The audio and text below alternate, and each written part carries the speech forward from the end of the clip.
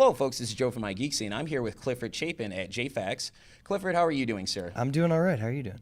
Not too bad. Not too bad. Thank you for asking. Well, for those of you who don't know, Clifford or Cliff, he's a voice actor. He's a director. He's in shows like Robotics Notes, My Hero Academia, and he's the ADR director for the show Goseck. So I start my interviews off with voice actors with this question. What was your first exposure to anime? Not as a gig, but just watching it while growing up. First exposure to anime like ever was probably Dragon Ball Z. I didn't have a Cartoon Network when I was a kid, but I ended up seeing Dragon Ball Z like on Kids WB and stuff in the early mornings, where it was the old Canadian dub. And they never played the episodes in order, so I had no concept of the narrative or how we got from one point to the next. But Dragon Ball Z was actually the first anime that I'm aware of that I saw. And then following that, Sailor Moon played back-to-back with it, so I saw a lot of Sailor Moon.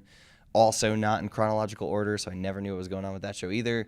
And then eventually Pokemon. Pokemon was the first one that I really followed and actually did play in order, so I understood how the continuity was going. So those were my real first exposures to anime. I used to get up at close to 5:30 in the morning to watch Sailor Moon back in the day. Yeah. I always saw the end credits of like the last little bit of Sailor Moon and the end credits, and then Dragon Ball Z would play, and I'd see like Goku's on Snake Way, and then he's fighting against Madam Snake, and now he's fighting Vegeta, and then we're in space, but then Goku's dying, and Gohan's with orphans and stuff. Like my episode order never made any sense. I was like, I don't know how this story happens, but so yeah. Well, I mentioned at the beginning of the interview that you're in My Hero Academia. Yes. You play Bakugo. Katsuki Bakugo. So thoughts on season 3 so far? I like it a lot. I wish Bakugo spoke a little bit more in it so that I could experience more of the show myself.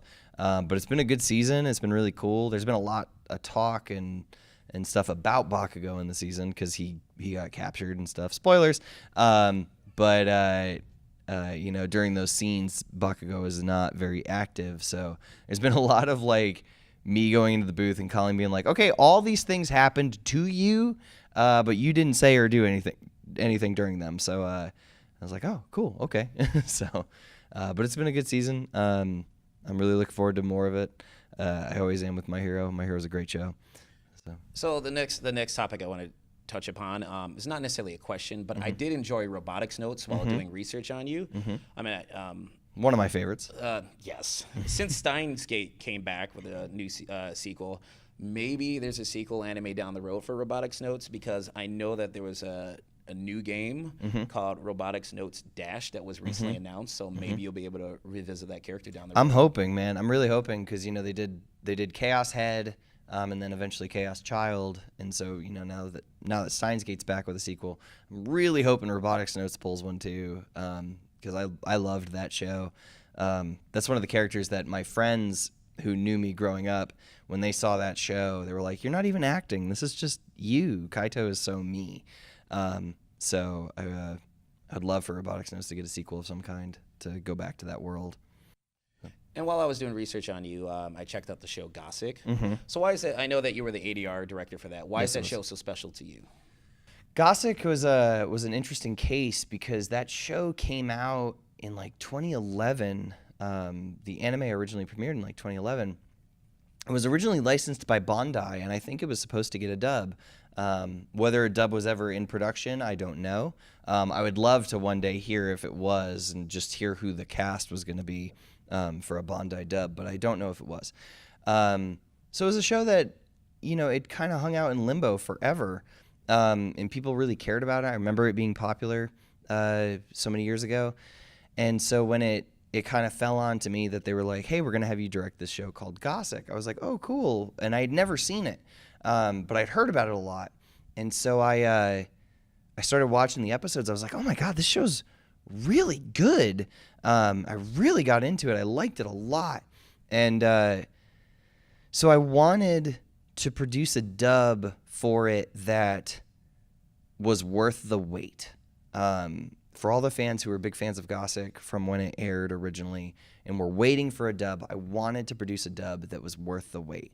So I pulled in actors from all over the country, people who had never worked roles with Funimation, or at least not really, to just find the most diverse and best voice cast that I could for that series, because I wanted it to be like nothing that people had heard before.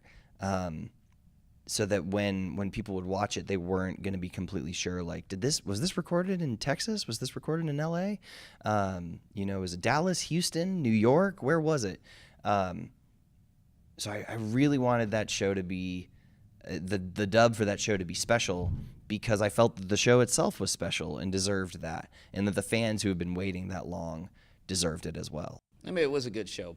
I mean, I really dug the mystery aspect behind it, but I could not understand why Kazuya would put up with the continual abuse from Victor Reek. I mean, love makes you do weird things, man. I guess so.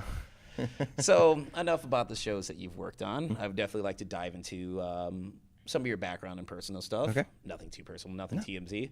Why did you choose Evangelion as a subject for a college paper? Because Evangelion is just, it's such a rich story, and I think any kid relates to it at some point in their life. Anybody relates to it, not necessarily just kids. But I really resonated with it when I was in college. I was going through a lot of stuff, and and college is such a rough time for people. A lot of people discovering themselves, and that's what the series is about. So I wanted to. I kind of had the open forum of like pick a story of some kind and write about that. And so I was like, well, I'm gonna do Evangelion.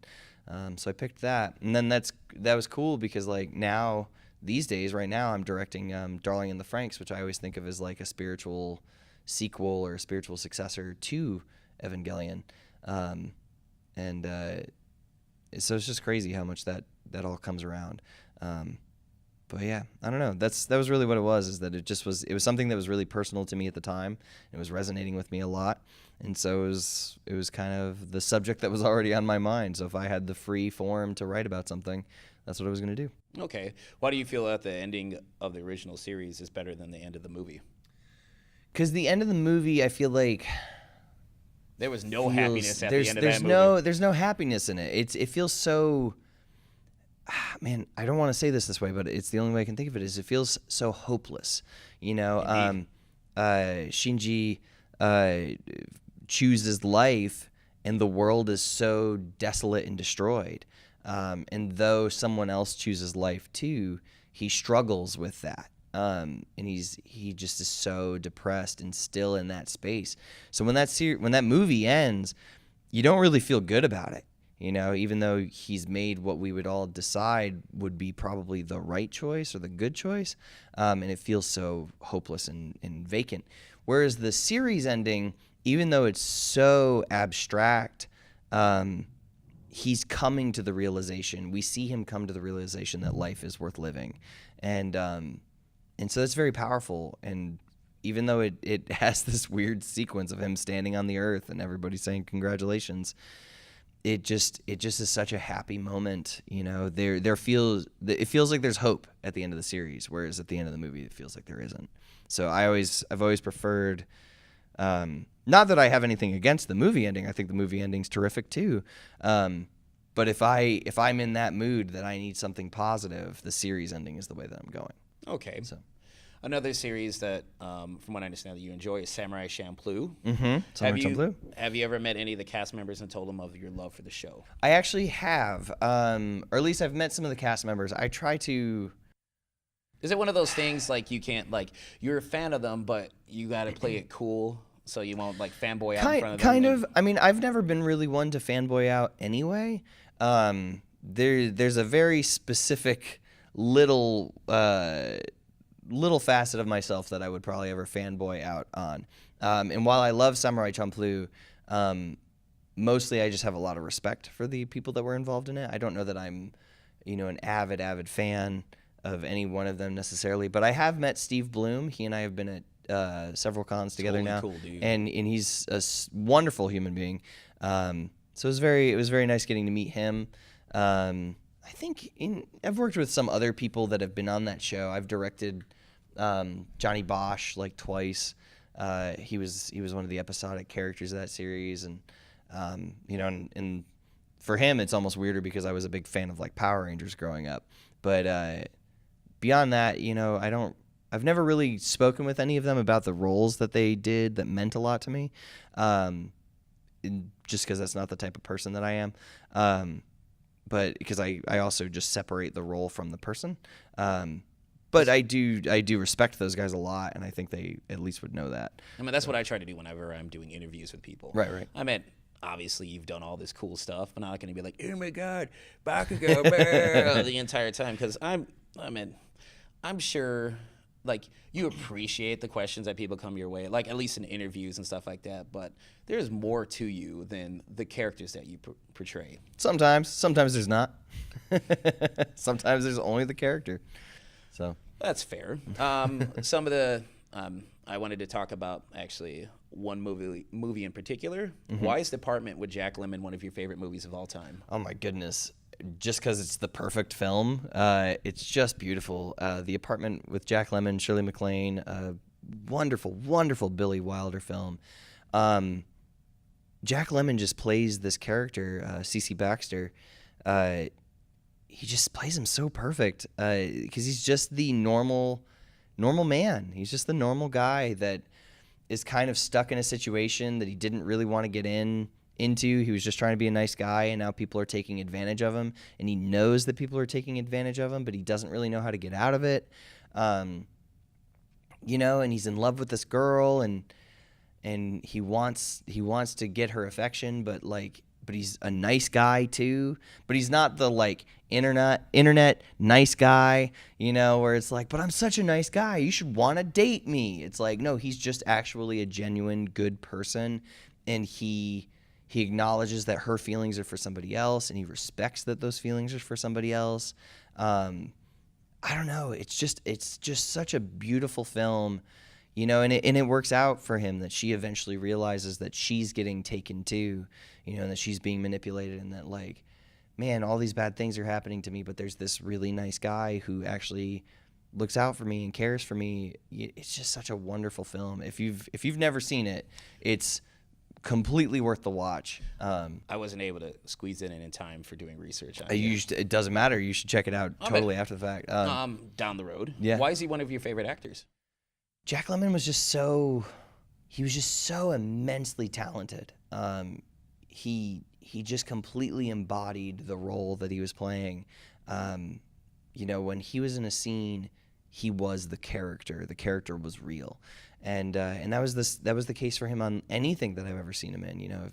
With The Apartment, Some Like It Hot, Grumpy Old Men.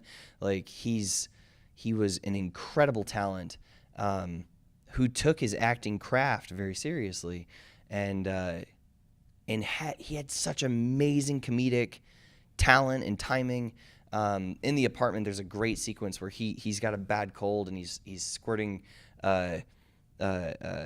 nasal spray up his nose, and somebody at one point says something that shocks him, and he squeezes the thing as he's like talking, and you can see the jet stream shoot out of this thing, and the other actor just like watches the jet stream shoot by because he's just panicking, but he's so real. Jack Lemmon was just a phenomenal talent, and man, I could watch anything with him and be like, yep, that's incredible. Just from listening to you talk, it seems like you have an affinity for actors and movies of that era. Mm-hmm. Was there any other actors or movies from that era that you appreciate? Like, I'll throw this out there. Like, I recently, for another interview, I had watched again, because I haven't watched in a long time, It's a Mad, Mad, Mad, Mad World. Mm-hmm. And voice actor told me that was like the golden age of cinema for him. Mm-hmm. Man, I don't know. I don't know if there's really... I mean, I'm sorry, it's an open-ended, generic question, but which and it is, but like it's a fair question. I just think that in the case of a movie like The Apartment or Some Like It Hot, both of which are Billy Wilder films, like those movies were so ahead of their time. They were so real. Because like there's so many movies that we look back on now and they're campy. They feel very of the era or something. Whereas like those films, minus like one stage punch that, because like that's come so far from the time. Those films just stand up to this moment as like well-made cinema that still resonate with the audience. And that's what I really like. I like films that when I watch it, I still feel like, yeah, that's real. That's a real feeling.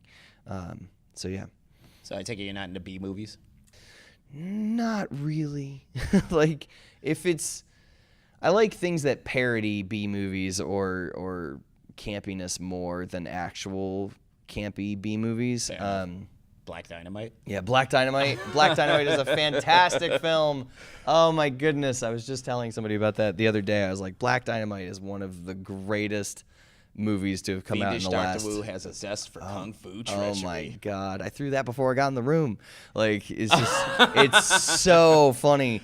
That movie is fantastic. I watched the trailer for that, and I was like, I don't care when this comes out. I'm going to buy this immediately. Because, I mean, I like the reason for why Fiendish Dr. Wu went into villainy, because, like, they threatened to cut his benefits. Right. That was the reason. Right.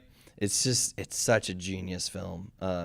Man, Black Dynamite's so good. I can't wait for them to actually make a sequel. I mean, they announced the sequel. Yeah, they have. They have. I'm understanding it might be a Western. So I'll take it, man. I'll trust them with it. Did you watch the animated series on Adult Swim? I watched the first season, and I didn't know the second season had come out. Like, it had happened. So I have not seen season 2 of it yet. But well, I mean, season 2 is available, but it never was released on DVD. I know. It might be on Amazon. It's criminal, because I own the first season on Blu-ray also. Like, I own the movie and the season, but I keep waiting for that second season to hit Blu-ray because, man, it's just, they're geniuses. Those guys are geniuses.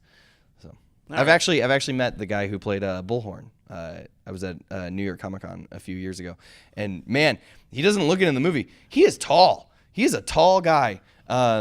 He's yes, Bullhorn. Yeah, yes. Bullhorn. Man, he's wicked tall, and he was cool. Cool guy. I love the fight scene with Bullhorn, like in the pool hall. And obviously, it's cut straight to the stuntman. Oh yeah, so good. Like, for you folks out there, like, this was not even like on my list of questions, but if you have the opportunity to check out Black Dynamite, please do so. It is a great parody of blaxploitation. Fantastic, absolutely fantastic. Especially like with the boom mic is just coming down from the ceiling, like he briefly looks up to it. In his fro.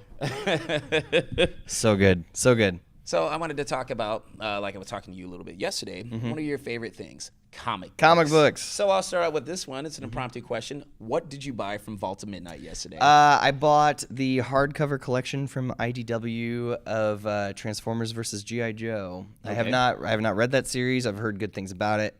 And I'm a big fan of, like, when I get to go to comic book stores, if I can find something that I haven't read or I have a passing interest, I like to pick it up. I like to really support, small business, comic book stores and stuff like that. So I'm all about it.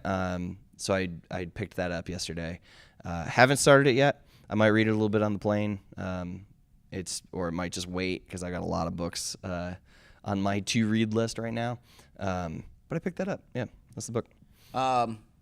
Favorite comic books? Favorite comic books of all time. Favorite comic book of all time is probably Usagi Yojimbo by Stan Sakai. By Stan Sakai. That series is fantastic. I've read just about everything I can find of it. I've been collecting all the big new reprints that Dark Horse. That's what's been going on. Yeah, I've read like all the small little trades. Oh yeah, they've been doing like thick paperback collections that are like 3 volumes of the little books. Nice. So I've caught up to that, and those are the versions I've been reading. So now I'm at a little bit of a standstill as I'm waiting for like volume 9, I think is the next one to come out. I've been reading that. That's a fantastic series. Have you ever met Stan? I have not. Okay. I have not. I'd love to.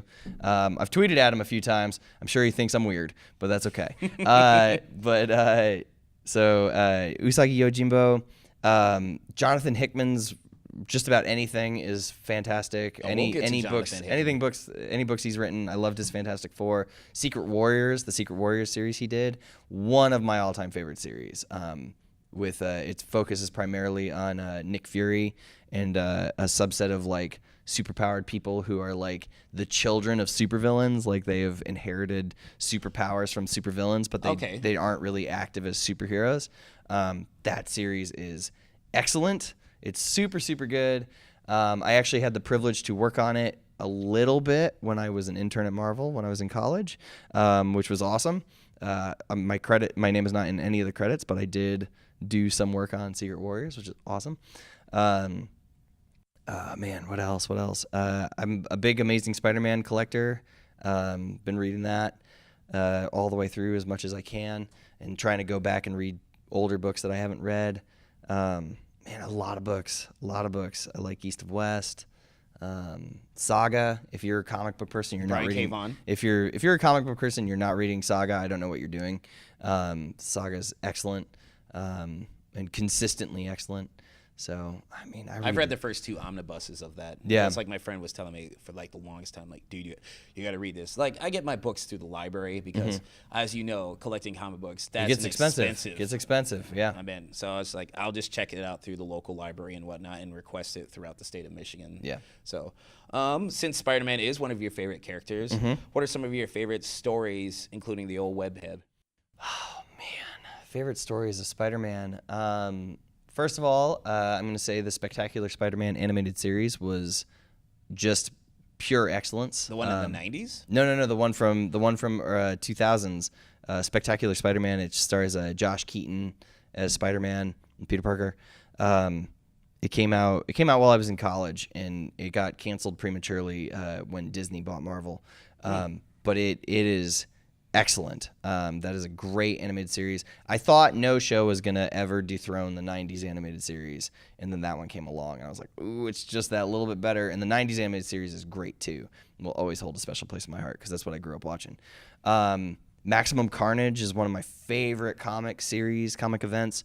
I own the trade collection of that, and I've read it multiple times. It's great. I really liked JMS's run on Amazing Spider-Man. I know I know it was divisive to a lot of people. Was that with the totem? The totem stuff came into that. Like, that's where he began that, and his run went from that story arc where we introduced Morlun all the way up to the One More Day, and so it gets people get like kind of split on how they feel about it, but like regardless of that, I stand by that JMS put more heart into the stories and like the characters in those books than most authors do. Like, even if you don't like what happened in the book, like, man, I would be hard pressed to say that it would make you not feel something. Like, he was so good about bringing in things from the lore that really could affect Peter and affect the reader. So I really liked JMS's run on Amazing Spider-Man, and I stand by it. To this moment. Did he write Kraven's Last Hunt? No, Kraven's Last Hunt. Man, who wrote Kraven's Last Hunt? That's a great story too. I have that also. I don't remember who's the writer for that, but it's not. Forgive JMS. me. Like, I get deep into it too, like with artists and writers, but like I'm just drawing a blank right now. No, yeah. I can't remember who that is. There's a graphic novel that came out a few years ago called Family Business, and that is illustrated. Is that with Gwen Stacy and? No. Okay. No. Family Business was just this. It was a graphic novel. Came out as that, not as issues, and it's illustrated by. Forgive me, I'm probably going to butcher his name, but Gabriel Delodo, who is a fantastic artist. He mostly only does cover art because he paints everything. All of his artwork is paintings, and it is one of the most beautiful looking comics I've ever seen. He also illustrated Secret War, the Brian Michael Bendis story about them going into Latveria. That's another great book. That's right. His artwork is phenomenal. I would say buy anything he's illustrated for a comic just to look at his artwork, if not even for the story. And the 3 books that I know of that he's really illustrated the books, Spider-Man's Family Business, Secret War, and then X-Force, Sex and Violence. All 3 books are great reads and just absolutely gorgeous to look at. Yeah. You brought up Brian Michael Bendis. Like, have you ever checked out his earlier work, like Powers or Jinx, Goldfish? I've read a little bit of Powers, and I wanted to read Jinx and such, but I haven't and Torso, read those. That's the other one. I haven't read those. I read a little bit of Powers. I read Ultimate Spider-Man. Ultimate Spider-Man's actually what got me back into comics. With Mark Bagley Jr. Yeah, with Mark Bagley illustrating. But eventually I kind of fell out. The Ultimate Universe kind of imploded on itself, and Ultimate Spider-Man was kind of like the only stable leg. It was a great run, actually. It was a great run. So I kind of fell off of it because the Ultimate Universe became such a mess. And that's when I kind of transitioned back over to normal mainstream Marvel. But I've read a lot of Bendis' stuff, like when he took over Avengers and all of those various series, Mighty Avengers, Dark Avengers, New Avengers, obviously, when he went back over to regular just Avengers. I've read a lot of Bendis' stuff, though not as much of his independent works. Okay. Yeah. I mean, I know that you're a fan of Teenage Mutant Ninja Turtles. Have you ever met Kevin Eastman or Peter Laird? I have not. Kevin Eastman's really nice. Yeah. Yeah, I was fortunate enough to interview him once. Yeah. Super nice dude. I've heard that he is like a really cool guy, and he always seemed that way from like the few interviews and stuff I've read with him.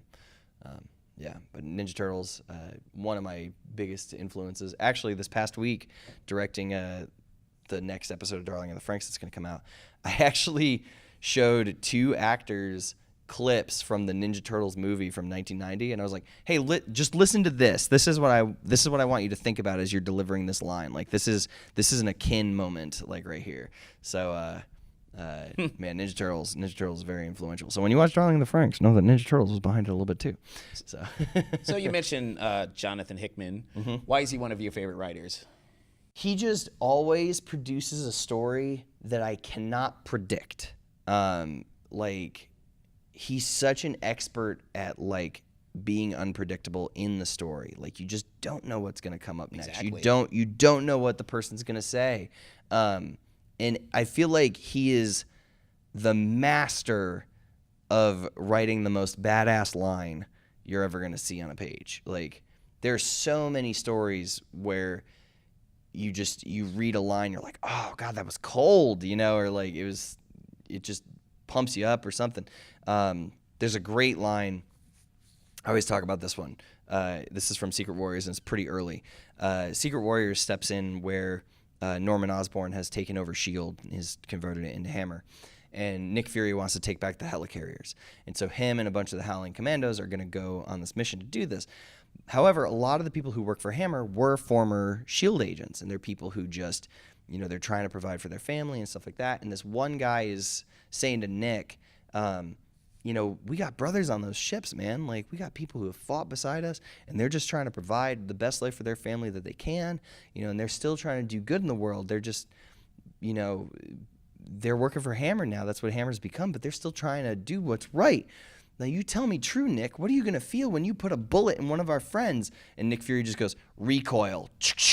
And that's the last page of that issue. And you're like, God, what a badass. Like, it's so cold, but like, you just can't help but feel like, man, that guy's going to get some work done, and Jonathan Hickman is just a master at that. Like he creates the story that you can't know what they're going to do or what they're going to say. Exactly like with the Manhattan Projects, I was not expecting like the portrayals of Albert Oppenheimer and Einstein, the way they were portrayed. Mm-hmm. Not necessarily spoilers, folks, but definitely go read what's available because that's definitely a unique comic and it's actually pretty good. And like you mentioned, East of West is just incredible.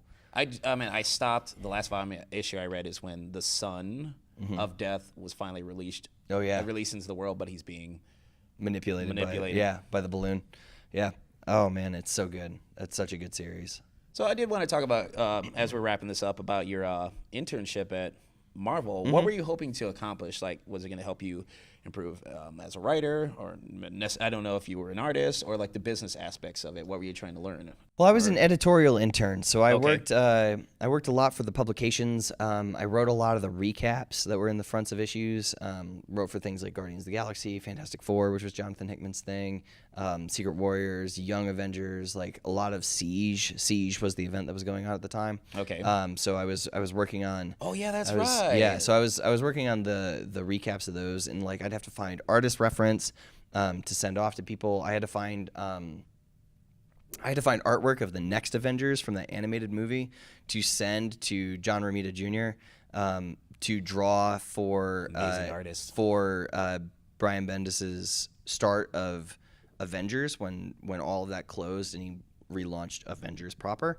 I had to find like reference art of that and all these sorts of things. Like I had to like there was this one time I had to go through New York City in the snow to get to like an artist's penthouse to get a piece of artwork to bring back for an issue. And it was like this one panel. It was so funny when I saw what the artwork was after I got back to Marvel. It was just this one panel and it was like something breaking through a window and that was it. And I was just like, oh, okay. You know, like I was like expecting like some like really flashy something and I don't even know what it was for. I have no idea what issue it was for, what series.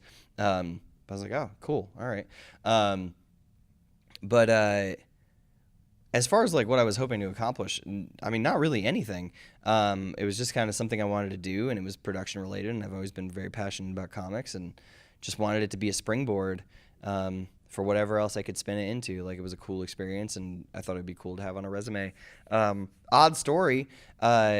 Jeremy Kratz, who is the adaptive writer for My Hero Academia, he was an intern at Marvel in the same semester that I was an intern at Marvel, except we worked on alternate days. So I never crossed paths with him except for at like big events. Like we got to go see Iron Man 2 days before it was released to the public because we went with Marvel. And so he and I were both there. And it's funny because now we both are full-time employees at Funimation, me as a director and him as a script supervisor. So it's just very strange that the two of us at one point worked in the same company as interns for free at Marvel Comics, and now we work in a completely different part of the country in the same building again for Funimation. So it's very strange. But, all right, that's most excellent. So final 3 questions of this interview. Okay. What's new that you would like to promote? What's new that I would like to promote? Well, as that you're allowed to talk about. That I've mentioned a few times is Darling in the Franxx. Darling in the Franxx is my baby. Like I love that show, and I work really hard on it, so I want people to watch it and check it out. Our dub, I feel like, is very, very good. People praise the dub a lot too, from what I've seen. So check it out. It's a lot of love and effort has gone into that show. Planetarian's movie is finally going to be coming out. I directed the Planetarian series years ago, before I directed Goseck, and it's been in production hell for a while, but the movie is finally coming out, and that's very sweet. It's a very sweet movie and series. Other than that, man, New Game Season 2 is going to be coming out on DVD. That was one of my favorite simuldubs that I got to direct. A lot of my shows that I did simuldubs for are going to be coming around real close now for home video. So just keep an eye out. Keep an eye on like my Twitter and stuff. And I like to try to promote the shows that I'm working on during the season and let you know when new episodes are available. But yeah, I mean, those are probably the big ones. Darling in the Franxx especially. Okay. My real labor of love. So. Because you said it was Planetary, is that correct? Planetarian. Okay, Planetarian. Because I thought you were saying like Planetary by Warren Ellis. No. I was like, that's like been animated. No. Planetarian. Very sweet series. It was only 5 episodes long, and then it gets compiled into this movie with new scenes and tells you more of how the story closes. It's pretty cool. It's beautiful series. So. If people wanted to find out more about you online, where could they go? Twitter is the easiest. Twitter, my handle is just my name, @Clifford Chapin. Super easy. That's where I post most. I also have a Facebook page. I'm not very active on it. Clifford Chapin voice actor. I have a website that usually it's pretty up to date about convention appearances and things like that. But those would be the places. CliffordChapin.com. It's always just my name, Clifford Chapin. So yeah, check those places out if you want to follow me. And the final question. What would you like to say to your fans throughout the years? Thank you so much. I'm sure that's a thing that people say all the time, but thank you so much for all your support. I really appreciate it. It means a lot to me. You guys keep me going, especially in hard times, and I really appreciate how much you guys appreciate everything that I work on. and that it means a lot to you guys, because it means a lot to me. So thank you. And never be afraid to try and do something. All right. Well, Clifford, thank you so much for this interview. Thank you, man. Appreciate it. No problem. Well, folks, this is Joe from MIGeekScene at JAFAX with Clifford Chapin. Take it easy.